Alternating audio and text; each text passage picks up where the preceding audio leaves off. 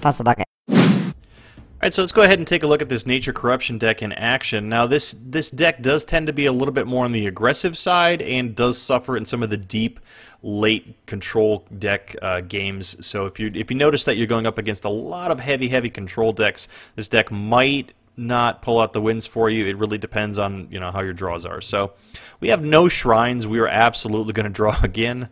Not a good start. So generally, I like to start with Corruption before Nature. In this case, that's not the Nature card I want. I want a basic Nature Shrine. This is going to be more of a mid to late game. I'm going to do the Corruption Shrine simply because I have Noxious Fumes, and I'm probably going to need it because this looks to be an aggressive deck that we're going to be facing. I am, however, going to do a Divine Offering for Fae of Charm because she's not going to come into play until much later in the game, hoping I get a Shrine, which of course I don't. Of course. So let's go ahead and play that Corruption level, pass the turn. We're probably going to have to use a Noxious Fumes, and it's really just to keep us alive. So if he starts dropping a bunch of goblins, we're going to remove them as much as possible. Now, we're actually competing between Corruption and Nature at this point because we went with the Corruption so we can Noxious Fumes, but it's going to take us 2 more turns to get out of our Jungle Death Trap, which is going to be, oh, he plays nothing. And actually, had I paid attention, a little bit closer attention, because he's running the Advanced Zash, this is going to be more of a control style, actually. I stand corrected. Interesting. Okay, that changes up our gameplay a little bit. We do want to... I'm going to throw a Jungle Death Trap away because I have duplicates of those. I want another Shrine. Okay, good. Good. Let's go ahead and play a Nature Shrine for a second level. Now, this satisfies the requirements for almost the entire deck, with the exception of Reverence and with the exception of Fae of Charm. So we've got all of our levels out of the way. Because this is a control-style deck, I can afford to do this and not cycle into mana and card draw right now, because he's going to be ramping up more than he's going to be playing creatures. At least that's what I'm taking an educated guess on. Belome, it is your turn. So he's got 2 mana and 1 level. I don't know what he's going to be doing. So this could be... okay, he's looking for card draw. It's actually probably a good thing not to waste Jungle Death Trap on, because that's intended to die. So we are going to Enchanted Spring, because that's the only shrine we have, lay our Jungle Death Trap down. And do I want to Divine Offering at this point? I think so. I think I can get rid of Landslide. That tends to be a later game. Wow, look at this. No shrines. So this version of the deck that I'm playing is my version. It is not the Senelian version, so I'm running 20 instead of 21 shrines. Is that the reason why I'm not drawing into shrines? Yeah, perhaps. Who knows? But I'm also going to be running Call of Jalea and 3 Jungle Death Traps. I don't have the Ambush Strikes in this deck. So we're going to wait on Belome to make his turn. And he plays another Disquisitive Spirit. Alright, fair enough. And okay, so we're definitely... So he's got 7 cards in his hand. Milling 1 isn't always the greatest. Splitting Headache works better to kind of reduce this number, but it is still an annoyance and something to get rid of. I kind of want all of these cards, actually. But I think I'm going to get rid of the Unicorn for right now. Unfortunately, I'm getting to the point where I'm reducing my hand size because I have to continually use Divine Offering. And until I get my Reverence up with several mana crystals behind it, I'm not going to be able to catch up. So, hopefully, with any luck... Alright, so... I think what I'm going to wind up doing is Mesmerizing Spirit. So let's take some cards out of his hand. A card out of his hand. Hopefully that will frustrate him slightly. I don't want to give him any more cards right now. I'm not really worried about this Disquisitive Spirit. There's no real life gain in this deck, so we can't take a lot of damage. Obelisk, okay. This could be a rainbow deck of sorts, perhaps. We'll see. We can't block that. It's a 3-speed on a 2, so that's fine. We'll just take 1 damage. Now we're going to play our Flesh Sculptor next, so that when we attack with our Mesmerizing Spirit, he's probably going to trade so that he can get the card draw out of the Disquisitive Spirit, but that will give us a zombie, so that'll be nice. Flesh Sculptor. So another cool trick that you can bounce is, or that you can use, is bouncing your Mesmerizing Spirits and taking away his deck that way. It doesn't really work all that well, but in a pinch it can work okay.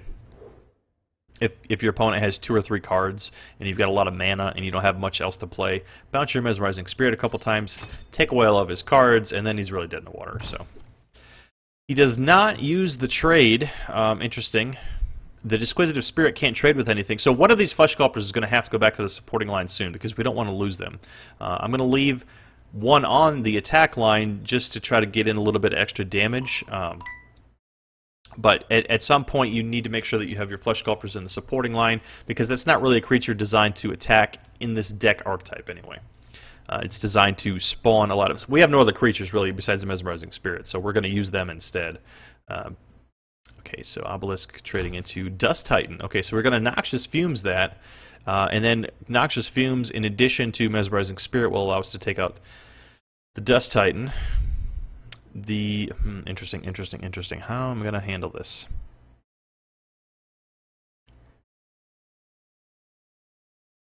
The problem is he can block with the Disquisitive Spirit. Now I can block that with the Infected Survivor. Yes, that's what we're going to do. No, I can't this turn, though. Oh, that's interesting. Oh, that's very interesting. I don't think I've ever had 3 Flesh Sculptors on the board like this before. Very interesting. And I'm going to double block this just to be sure that the Dust Titan dies, because if the Disquisitive Spirit takes out the Mesmerizing Spirit and I don't double attack, I stand the risk removing or losing the removal potential for the Dust Titan, thus losing my Noxious Fumes. So this way we ensure they're both dead. We lose a Flesh Sculptor, but we do get a whole bunch of zombies.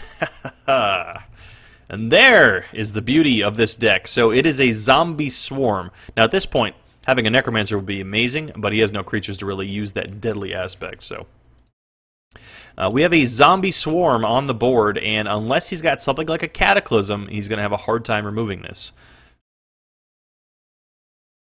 And we have no cards, so we need to keep that in mind as well. We have nothing in our hand, so we're all out. We're showing. This is what we got. Keep in mind, this spawns 2 zombies per Flesh Sculptor, so that's actually 4 zombies if this guy dies. That's kind of cool. So, do all games play out this way with this deck? No, absolutely not. Like I said, I don't think I've had 3 Flesh Sculptors on the board at one point in time before. It's just the way the card's laid this time. A lot of times, I'll have a bunch of nature cards, and I'll just go face with nature with some Holdari Riders for some quick kills. A lot of times I notice that this game goes to about mid-level, if you will, where I'm just kind of chipping away at the hero, and I'm just keeping pace. It's basically a tempo where I'm keeping pace with keeping the board cleared and doing a little bit of damage at a time to my opponent, and it's just slowly working him down to 0. Obelisk, he's changing into something. What is he changing into? Green. Interesting. Oh, wow, he runs Wasp Swarm. That is an absolutely amazing card. That's a very tech card and very situational. However, in this situation, it worked out amazing. Wow, that's incredible. I have to actually physically move all of these back to my attack line, and he has prevented me from...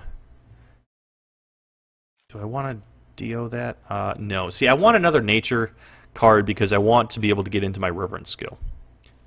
I need a couple creatures in my hand, but at least one creature to be able to use Reverence, and hopefully that will cycle a few more creatures. We've got 45 cards in our deck, which means we really haven't cycled into much of them at all.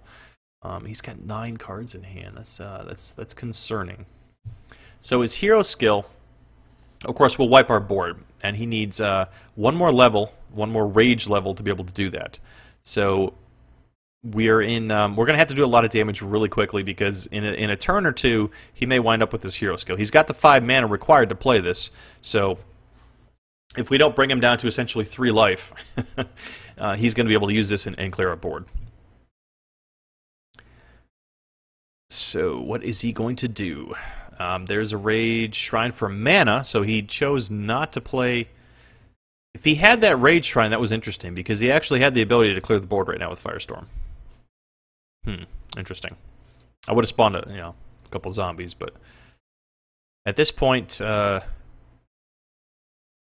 we've got 10, 14, we've got 15 on the board, so that actually does take him down to 3, which essentially is danger zone for him.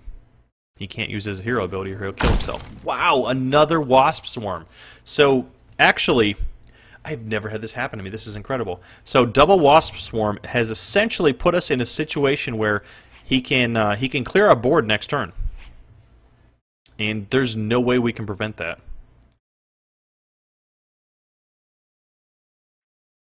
So instead, what we're going to wind up doing is, okay. What I'm going to do is I'm going to hedge my bets that he's going to be able to... This is so silly. I've never seen Wasp Swarm used like this before. I'm actually going to pull back a Flesh Sculptor. So that I have it in my hands, and what I'm going to do next turn is I'm going to Nature Shrine, use my Reverence, play Rotting Remains, Flesh Sculptor. I'm hedging my bets that he's actually going to wipe me out with Firestorm right now, is what's going to happen. Amazingly, all these zombies have not been able to attack yet. Crazy. So, if he has a Rage Shrine in his hand, now he spent it last turn, that was a very interesting tactic. So he needs another one in hand to be able to get his third level, to be able to meet the requirements for Firestorm. He does not have it. Very interesting. So this is where Senelian's version works a little bit better, because if I had an Ambush Strike in my hand, I would be able to pump up something like, say, the Infected Survivor, which is a 3-speed, can't be touched by these guys, because he's going to be able to block a couple of my zombies, of course. And push in a little bit of extra damage. Obelisk into... is he gonna... into an Order. So this is a Rainbow-style deck. Interesting. Wow! I should have seen that coming. This is incredible. So actually, if I draw into a Unicorn, however... let's see if we can't do that. Let's see if we can't draw into a Unicorn. Alright, so Flesh Sculptor comes out. Fae of Charm comes out. Infected Survivor. Getting an alarm going off. What's going on? Is that my clock is ticking? Jungle Death Trap. I'm just simply cycling cards at this point. I've got to go all out because I can't attack with anything. He's going to Firestorm me soon. I'm simply trying to draw into my Unicorn, and it did not happen. Well, interesting. Interesting game indeed. Kudos to playing Angelic Song, and Wasp Swarm. Angelic Song I've seen before, and that's fairly common, but Wasp Swarm, interesting. Okay, so he used his hero power. In turn, we got a ton of zombies. Unfortunately, I was looking at cards. You guys didn't get to see that. But that's essentially what happened, was he used his hero power, he used Firestorm, it wiped our board, but because we had the Flesh Sculptors, we have a ton of zombies. This is not typical of this deck. However, that is a win for this deck. So, thanks for watching. I hope you liked it. I'm actually going to work on this deck a little bit more. If you got any questions, please let me know. Post in the comments below. I can do another gameplay video with Senelian's version if you'd like. Just let me know. Thanks for watching, and I'll see you on the boards.